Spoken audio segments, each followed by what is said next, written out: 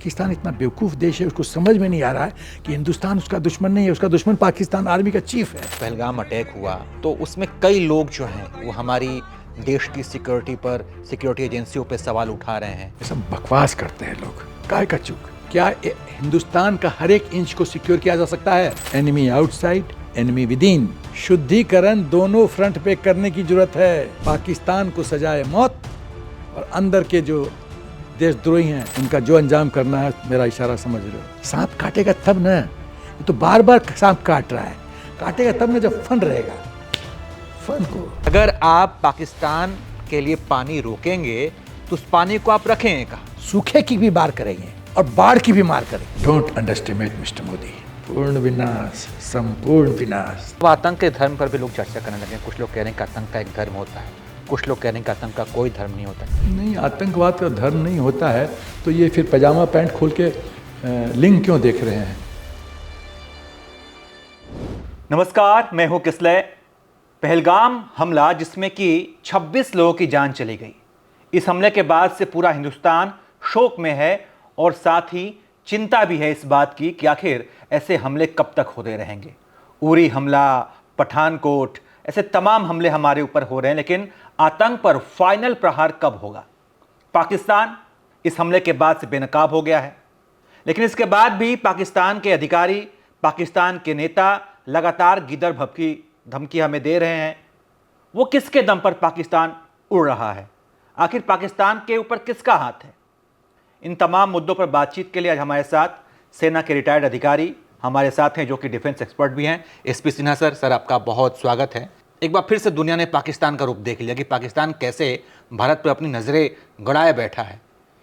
पाकिस्तान को पता है कि वो क्या कर रहा है, लेकिन इसके बाद भी वहाँ के जो मेजर हैं वो हमें बता रहे हैं कि हमारे पास ये बम है, ये हमारे पास हथियार हैं। इसके अलावा वहाँ के नेता अनर्गल अनाप शनाप बयान दिए जा रहे हैं, धमकी दे रहे हैं। आखिर किसके दम पर ये उड़ रहे हैं और उनके पास क्या वाकई में जब ज़मीन पर इनका मुकाबला भारत से होगा तो क्या वो जितना ये फेंक रहे हैं, जितनी लंबी लंबी बातें कर रहे हैं, क्या वैसा है? बहुत उनके प्रवक्ता हैं, बोलते हैं हमारा army best army in the world है। तो मैंने पूछा था बेस्ट आर्मी का परिभाषा समझा दीजिए। जो आर्मी 47 में हारी, 65 में हारी, 71 में हारी, 99 में हारी, वो बेस्ट आर्मी है। यही ना आप कहना चाहते हैं? तो आर्मी आपके डिक्शनरी में परिभाषा है बेस्ट आर्मी का, दैट आर्मी जो which keeps losing. Am I right? नहीं। सवाल ये है, देखो पाकिस्तान में प्रॉब्लम है, सोच का प्रॉब्लम है, कुछ मेंटल प्रॉब्लम है। ये जो ओवर कॉन्फिडेंस आता है ना, वो टोटली मिसप्लेस्ड है, टोटली गलत है। ये जो बोल रहे हैं कि मैं न्यूक्लियर पावर हूँ, तो जब प्रेसिडेंट अमेरिका ने फ़ोन किया था वाजपेयी जी को कि मुशर्रफ प्लान कर रहा है न्यूक्लियर ऑप्शन, तो देख लीजिए आप। तो वाजपेयी जी ने क्या कहा था? रात को 2:30 बजे फ़ोन आया था प्रेसिडेंट अमेरिका का। तो वाजपेयी जी ने कहा कि मानसिक रूप से मैं 20 से 30% हिंदुस्तान को राइट ऑफ करने के लिए तैयार हूँ, लेकिन मैं आपको आश्वासन देता हूँ कि कल का सूर्योदय पाकिस्तान नहीं देखेगा। कहाँ गया न्यूक्लियर बम? ये तो एक एस्पेक्ट है। दूसरी बात है कि हिंदुस्तान की, मैं इशारों में बात कर रहा हूँ, ओपनली समझने वाले समझ जाओगे तुम। हिंदुस्तान अब इतना टेक्नोलॉजी में डेवलप कर गया है कि कितना इफेक्टिव होगा उनका मिसाइल, क्वेश्चन मार्क। इसके ज़्यादा नहीं बढ़ूंगा। तो वो जो फुलझड़ी रख रखा है पाकिस्तान ने, वो फुलझड़ी दिवाली में इस्तेमाल कर ले, वहाँ थोड़ा आवाज़ होगा, नहीं आवाज़ कर पाएगा। जब हम लोग डिवाइड हुए थे तो पाकिस्तान की आर्थिक स्थिति हमसे बेटर थी। आज देखो फकीर देश हो गया, कटोरा लेके सब जगह जाता है। इन्फ्लेशन देखो। इस सब का कारण क्या है? गलत सोच। बिलावल ने खुलेआम धमकी दे दी, कहा कि अगर आप पानी रोकेंगे तो खून बहेगा। बहुत लोगों ने बहुत कहा था 370 आएगा तो झंडा कोई उठाने वाला नहीं होगा। कुछ गिदर भभकी है। It means nothing. इधर से सुनो, इधर से निकालो। ये सब बिलावल, ये सब जो है ना, उनका ऑडियंस है पाकिस्तान के लोग। उनको इम्प्रेस करना कि पॉलिटिकली हम रेलेवेंट रहें और बोले कि देखो बिलावल ने ये बोल दिया। अरे अपने सेना को बोलो ना, दम है तो बैटलफील्ड में आए। तेरा हाथ, 1-2 हाथ कर लेते हैं हम लोग। 4 बार तो कर लिए तुम, एक बार 5वां बार, इस बार अंतिम होगा। इस बार 6 जय 6। लेकिन ये पाकिस्तान को सपोर्ट कहाँ से मिला, आखिर क्यों इतना उड़ रहा है, क्यों हवा में उड़ रहा है? ये सपोर्ट मिलने का कारण है अमेरिका। अमेरिका पाकिस्तान को यूज़ करता रहा। अभी उसका मिनिस्टर बोला था कि 10 साल से ज़्यादा हम आतंकी अमेरिका और दूसरों देशों के लिए उपलब्ध करवाते थे। तो जो डीप स्टेट है अमेरिका का, वो बर्दाश्त रखा था पाकिस्तान के माथे पे, और उसका इस्तेमाल किया टेररिस्ट को रूस के खिलाफ अफगानिस्तान में। तो ये जो, और बाइडेन एडमिनिस्ट्रेशन तक जो सपोर्ट पाकिस्तान को मिलता रहा है, कितनी कोalition सपोर्ट फंड के तहत कितना पैसा मिलता रहा पाकिस्तान को, दबा के पैसा मिलता है, और सब पाकिस्तान के जनरल्स मिसयूज करते रहे। पाकिस्तान गरीब है, पाकिस्तान के जनरल्स का कोठी तुमको अमेरिका में मिलेगा, लंदन में मिलेगा, जर्मनी में मिलेगा, ऑस्ट्रेलिया में मिलेगा। लोगों को रहने का, बिजली नहीं का पेमेंट करने का कैपेसिटी है, इन जनरलों का कोठी है। पाकिस्तान इतना बेवकूफ़ देश है, उसको समझ में नहीं आ रहा है कि हिंदुस्तान उसका दुश्मन नहीं है, उसका दुश्मन पाकिस्तान आर्मी का चीफ है। पाकिस्तान जो है खुद ही महंगाई से लड़ रहा है। जनरल बाजवा जो थे पूर्व आर्मी चीफ, उन्होंने एक बयान दिया कि हमारे पास तो डीजल ही नहीं है कि हम युद्धाभ्यास करें टैंकों में डालकर, तो हम कहाँ किसी से लड़ पाएंगे। तो ये आत्मघाती कदम है भारत से लड़ना, भारत को चुनौती देना। DGMT जो है, डायरेक्टर जनरल मिलिट्री ट्रेनिंग, उसने सब एक्सरसाइज कैंसिल कर दिया दिसंबर तक।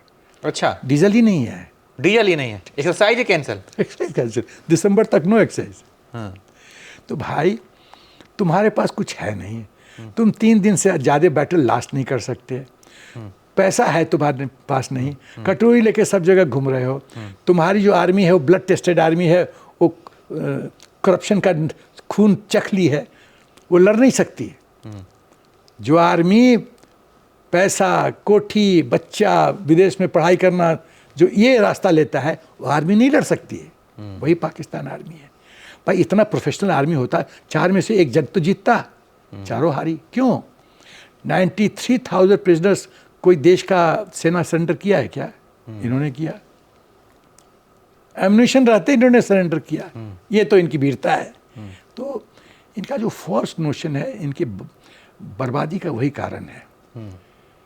जैसे रामधारी सिंह दिनकर जी ने कहा था, जब नाश मनुष्य पे छाता है, पहले विवेक मर जाता है। और संस्कृत में भी कहा है, विनाश काले विपरीत बुद्धि। बुद्धि भ्रष्ट हो चुकी है पाकिस्तान की, इसीलिए विनाश तय है। पहलगाम अटैक हुआ तो उसमें कई लोग जो हैं वो हमारी देश की सिक्योरिटी पर, सिक्योरिटी एजेंसियों पर सवाल उठा रहे हैं कि हमारे जवान कहाँ थे, वहाँ पर CRPF का कोई जवान क्यों नहीं तैनात था, जहाँ हमला हुआ करीब 1 घंटे तक वो गोली मारते रहे, फिर वो आराम से चुपके निकल भी गए, हमारी पुलिस फोर्स, हमारी आर्मी के जवान वहाँ क्यों नहीं पहुँचे। तो क्या वाकई में हमसे कोई चूक हुई है, हमसे गलती हुई है वहाँ पर? ये सब बकवास करते हैं लोग। काय का चूक? क्या हिंदुस्तान का हर एक इंच को सिक्योर किया जा सकता है? हर एक जगह हर एक इंच पर सिक्योरिटी फोर्सेस होगी या पुलिस होगा? Not possible. लेकिन सर वो जगह ऐसी थी जहाँ पे बहुत सारे लोग थे, पर्यटक। नो, बताता हूँ। वो जगह ऐसा इन लोगों ने चुना जहाँ वहाँ लोग कोई जाता नहीं था। अच्छा, वहाँ रोड से एक्सेस नहीं है। फिर भी टूर ऑपरेटर्स ने 2 बस भर के वहाँ लोगों को ले गया। और एक महिला का वीडियो रिकॉर्डिंग है जो उसमें कह रही है कि एक बंदा, उसका जो ड्राइवर था, वो कोऑर्डिनेट कर रहा था पूरा, वो रिकॉर्ड कर रही थी। तो किसकी, विदाउट डायरेक्ट उंगली उठाते हुए मैं पूछूंगा, किसकी जिम्मेदारी थी BSF को बताना कि टूर ऑपरेटर्स इतने लोग जा रहे हैं उस एरिया में? कश्मीर पुलिस की, कश्मीर के अवाम की, क्यों नहीं ट्रेवल्स की? क्यों नहीं बताया गया? कौन लोग साजिश में इन्वॉल्व हैं? जो लोग पोनी चला रहे थे वो क्या ISI एजेंट्स नहीं थे? क्या टूर ऑपरेटर ISI के एजेंट नहीं है? क्या जो लोग की जिम्मेदारी थी बताने के लिए कि वहाँ BSF को वार्न करने के लिए, लॉ एंड ऑर्डर पुलिस का सब्जेक्ट है? जब टूर ऑपरेटर्स इतने संख्या में जा रहे हैं, वो भी हिंदुस्तान से जा रहे हैं, हिंदू हैं, पता है हिंदू पर हमेशा अटैक आता है, अमरनाथ यात्रा में अटैक नहीं आता था। क्यों नहीं आपने प्रिकॉशनरी मेजर लिया? क्यों नहीं पुलिस BSF को बताई? क्यों नहीं पुलिस की वहाँ PSF की टीम वहाँ बैठी? और तब आप बोलते हैं कि चूक हुआ। किसकी चूक है? जो साजिश किए हैं उनकी बदमाशी है। मतलब लोकल सपोर्ट मिला आतंकियों को वहाँ पे? ये सच है। कश्मीर की समस्या है कि वहाँ पाकिस्तान के स्लीपर सेल्स हैं, ओवरग्राउंड वर्कर्स हैं, सिंपैथाइजर्स हैं, फंड प्रोवाइडर्स हैं, स्टोन पेल्टर्स, जो एक ज़माने में स्टोन पेल्टिंग होता था, उनकी टीम है। महिलाएं सामने आके खड़ी हो जाती हैं जब भी कोई कॉर्डोनल सर्च होता है। तो ये तो सच है। कुछ परसेंटेज, नॉट ऑल, बट कुछ परसेंटेज तो हैं जो राष्ट्रद्रोही हैं, जो कि अभी कहा जा रहा है 7 घरें चिन्हित की गई हैं और जिसको बुलडोजर चला है। वो कौन लोग थे? क्या रोल था उनका इस खेल में? कश्मीर की कितने परसेंटेज अगर बात करें तो कितने परसेंटेज ऐसे जनता है वहाँ पर कि जो उधर सपोर्ट करती है पाकिस्तान एक को? महिला का वीडियो है, किसी ने पूछा कि आप इस इंसिडेंट का क्या बोलती है? बोली दुख की लगता है, लेकिन पाकिस्तानी हमारे भाई हैं। अब क्या बोलोगे? अब बोलो, तुम बोलो, क्या बोलोगे? तो सिर्फ पाकिस्तान से तो बाद में लड़ें, पहले तो हमें अपने देश के कुछ लोगों को भी सबक सिखाना मैं पड़ेगा। कई बार बोल चुका हूँ, enemy outside, enemy with in. शुद्धिकरण दोनों फ्रंट पे करने की जरूरत है। पाकिस्तान को सजाए मौत और अंदर के जो देशद्रोही हैं उनका जो अंजाम करना है, मेरा इशारा समझ रहे हो, उनको भी सॉर्ट आउट करने की जरूरत है। और तीसरी बात, जो कुछ लोग सत्ता में हैं, पॉलिटिकल सिस्टम के हिस्सा हैं, पॉलिटिक्स करते हैं, और जो पाकिस्तान को सपोर्ट करते हैं और कुछ नहीं होता, उनको भी सॉर्ट आउट करने की जरूरत है, ताकि भय हो। मणिशंकर यार पाकिस्तान चला जाता है और कहता है मोदी को फेंकने में मुझे मदद करो। अभी 3-4 दिन पहले मणिशंकर बोला कि आप इंडस वाटर अथॉरिटी कैसे रोक सकते हो? ये क्या है? आप पाकिस्तान के हित में क्यों बात कर रहे हो? इनका भी तो हिसाब होना चाहिए ना। तो ये पाकिस्तान बार बार हमला करता है, बार बार मुंह की खाता है, बार बार हारता है, फिर भी वो लड़ता है। ये फाइनल वार क्या होगा? कैसे मतलब उसको सबक सिखाते का शांत रहे, कैसा पीटा जाए उसको? देखिए, इनकी जिहादी सोच कभी नहीं मर सकती। मेरा पूर्ण विश्वास है पाकिस्तान का अस्तित्व कई तरह से ख़त्म हो सकता है। जब तक पाकिस्तान का अस्तित्व जो मैं कल्पना कर रहा हूँ उस तरह से ख़त्म नहीं होगा, तब तक इस समस्या का समाधान नहीं है। भय में उनको लाना पड़ेगा, जो आप एक बार टीवी पे भी कह रहे थे। भय एक एस्पेक्ट है, मैं तो एग्जिस्टेंस की बात कर रहा हूँ। सांप काटेगा तो तब ना जब वो जिंदा रहेगा। कुचल डालो, फन को काटो। सांप काटेगा तब ना, ये तो बार बार सांप काट रहा है, काटेगा तब ना जब फन रहेगा। फन को हम क्यों नहीं कुचल पा रहे हैं सर अभी तक?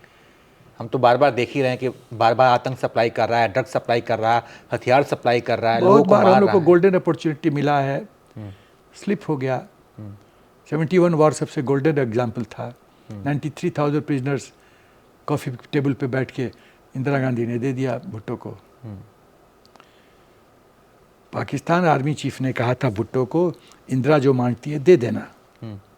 क्यों नहीं पीओके मांगा? क्यों नहीं बलूचिस्तान मांगा? क्यों नहीं सिंध मांगा? क्यों नहीं 27 जो हमारे एयरफोर्स ऑफिसर्स कैदी थे उनको मांगा? वो 93 छुड़ा के चले गए, 93,000। हम 27 भी नहीं छुड़ाए। क्यों 65 वार में हमने हाजीपुर लौटा दिया? क्यों हम बार बार जंग में खून बहाते हैं हम लोग फौजी, और पाकिस्तान का ज़मीन ले लेते हैं और नेगोशिएटिंग टेबल पे हम लौटा देते हैं? फिर कैसे काम चलेगा? ये पॉलिसी होनी चाहिए कि जो दुश्मन का ज़मीन हम लेंगे खून बहा के, हम कभी नहीं लौटाएंगे, नेवर। जब ये भय होगा ना तो दिमाग थोड़ा ठोस ठिकान में आएगा। इनको जिहादी सोच है ना, उस घमंड को तोड़ने की जरूरत है। उस घमंड को तोड़ने की जरूरत है जिहादी सोच की, कि हम जीतेंगे। तुम कभी नहीं जीत सकते, क्योंकि तुम प्रोफेशनल सेना हो ही नहीं। तुम खाली सोच सकते हो, ग्राउंड पे हम लोग प्रोफेशनल सेना है। सर, पहलगाम हमले के बाद भारत सरकार ने सबसे कड़ा कदम उठाया है, जिसकी चर्चा हर जगह हो रही है। भारत सरकार ने सिंधु जल समझौता 1960 को रद्द कर दिया है। अब लोग इस पर भी सवाल उठा रहे हैं कि अगर आप पाकिस्तान के लिए पानी रोकेंगे तो उस पानी को आप रखेंगे कहाँ? आपके पास पानी स्टोर करने के लिए जगह नहीं है। तो लोग कह रहे हैं कि सरकार हमें बेवकूफ़ बना रही है कि हमने ऐसा कार्रवाई कर दी, वो कार्रवाई कर दी, जबकि ये संभव नहीं है उनका पानी रोकना। आप क्या सोचते हैं सर इस पर? माननीय प्रधानमंत्री जी की जो मेंटल फैकल्टी है ना, उसको लोग जानते नहीं हैं, समझते नहीं हैं वो कितने गहरे पानी में हैं। समझते नहीं है। मैं फैक्ट्स से फिगर्स पे आता हूँ। 2018 में किशन गंगा HEP ट्रिब्यूटरी झेलम का जो है वो 23 किलोमीटर टनल 2018 में कंप्लीट हो गया। अच्छा, टनल बना दिया गया है। 23 किलोमीटर का हाँ। फ्लो ट्रांसफ़र करने के लिए। दूसरा रतले HEP चेनाब पे 2021 में बन गया, वहाँ भी टनल तैयार है। फिर तुलबुल नेविगेशन प्रोजेक्ट झेलम पे रिवाइव्ड इन 2016 और रेडी है रेगुलेट करने के लिए फ्लो। 2018 में शाहपुर कांडी डैम ऑन रावी काम 2018 से प्रोग्रेस में था, वो तैयार है काम करने के लिए। उस मल्टीपर्पज़ प्रोजेक्ट ट्रिब्यूटरी है जो रावी का, वो 2020 से वाटर फ्लो को पूरा कंट्रोल करने के लिए तैयार है। तो मैंने 5 प्रोजेक्ट बताए जो मोदी जी ने प्रधानमंत्री बनने के बाद किया है। मतलब करीब 100 किलोमीटर का टनल तैयार है। तो मोदी जी को बहुत गहरे पानी में तैरते हैं। हम सूखे की भी मार करेंगे और बाढ़ की भी मार करेंगे। हाँ। समझ गए? हाँ। सूखे की भी मार करेंगे और बाढ़ की भी मार करेंगे। समझ गया, मतलब आपको सूखा करके भी मारेंगे और ज़्यादा परेशान करोगे तो पानी आपके यहाँ बहा के भी बाढ़ की समस्या आप में ला देंगे, आप डूबने लग जाओगे। अभी तो हुआ भी कुछ 1-2 दिन पहले। हाँ, देखो ऐसा है, मोदी जी को जो नहीं समझ पाया है ना, उसका विनाश तय है। तो अभी पाकिस्तान में जो बाढ़ की समस्या है, क्या वो भी भारत की रणनीति का हिस्सा है? Don't underestimate mister Modi. सत्ता में आते ही उन्होंने सोचा था ये सिचुएशन आएगा और सिचुएशन आज आया, ये फैसला लेना पड़ा। एक्चुअली पाकिस्तान बेवकूफ़ है। ये 26 लोगों को मार के उसने मोदी जी को एक मौका दे दिया है टू फिनिश ऑफ पाकिस्तान। बेवकूफ़ देश है। मैं यदि पाकिस्तान का आर्मी चीफ होता ना, मैं बोल देता कि बड़े भाई मुझ पर कृपा करो, FMN स्टेटस दे दो, नो आतंक, हमारा भला करो, आर्थिक विकास करो, सब कुछ करो, हमारी गरीबी दूर करो, नो आतंक।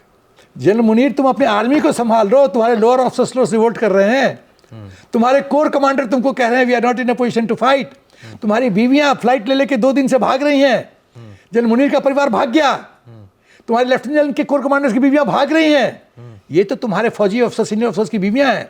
देश पे खतरा है, बर्बादी के बादल उमड़ रहे हैं और तुम्हारी बीवियां देश छोड़ के भाग रही है। ये आर्मी क्या करेगा? बताओ क्या करेगा? मतलब नॉर्मल पाकिस्तानी मरे, फौज की बीवियां नहीं मरनी चाहिए, सीनियर अफसर्स की। भागो, फ्लाइट भर भर के जा रहा है, बैंक अकाउंट ट्रांसफर ये सब शुरू हो गया होगा, सब भागने लग गए हैं। क्योंकि वो पता है ये मोदी। उन्होंने पुलवामा में क्या बोला था? पुलवामा के बाद एक देश ने बहुत भारी गलती कर दी है, बस क्या हुआ? Surgical air strike, Balakot. इस बार क्या बोला है? मिट्टी में मिला दूंगा। ये तो बहुत ही गंभीर वक्तव्य है भाई। मिट्टी में मिला दूंगा, पूर्ण विनाश, संपूर्ण विनाश। बड़े फैक्ट एंड फिगर के साथ आपने बात रखी और बड़े अच्छे से आपने हमें समझाया। आखिरी सवाल हम आपसे जानना चाहेंगे कि एक और चर्चा देश में हो रही है, 26 लोगों को मारा गया, कई लोगों से उनका धर्म पूछ कर उनका गोली मारी गई। तो अब आतंक के धर्म पर भी लोग चर्चा करने लगे हैं। कुछ लोग कह रहे हैं कि आतंक का एक धर्म होता है, कुछ लोग कह रहे हैं कि आतंक का कोई धर्म नहीं होता है। इस पर retired major general SP Sinha के क्या विचार हैं? नहीं, आतंकवाद का धर्म नहीं होता है तो ये फिर पजामा पैंट खोल के लिंग क्यों देख रहे हैं कि कतना है कि नहीं है? जो आतंक करता है वो किस धर्म के वो लोग होते हैं? लोग बताओ ना मुझे, तुम ही बताओ मुझे। जितने उसामा बिन लादेन किस धर्म का था, हाफिज सईद किस धर्म का है, कसाब 26/11 किस धर्म का है? बताओ ना मुझे। कुछ तो ऐसे भी लोग थे वहाँ पे जो कश्मीरी थे, जो मुस्लिम समुदाय के थे, उन लोगों को बचाया, लोगों को पीठ पे लाद कर वहाँ से बाहर निकाला। वो शिया था, शिया सब है, शिया थे लोग। मैं ये नहीं कह रहा हूँ कि 100% नाव डूबी हुई है, मैं ये नहीं कह रहा हूँ। कुछ लोग अच्छे हैं जिनमें भारतीयता है। हमारे अब्दुल कलाम साहब, न्यूक्लियर सीक्रेट ब्लास्ट का उनके पास था ना, उन्होंने तो कॉम्प्रोमाइज़ नहीं किया। यहाँ के लोग पॉलिटिशियन बोलते हैं हाफिज सईद जी, हाफिज सईद जी, हाफिज सईद साहब, यहाँ के पॉलिटिशियन बोलते हैं, नाम नहीं लूंगा। Disgrace, they are disgrace to Bharat Mata. मेरी सोच बहुत साफ है। मेरी 2 माताएं हैं।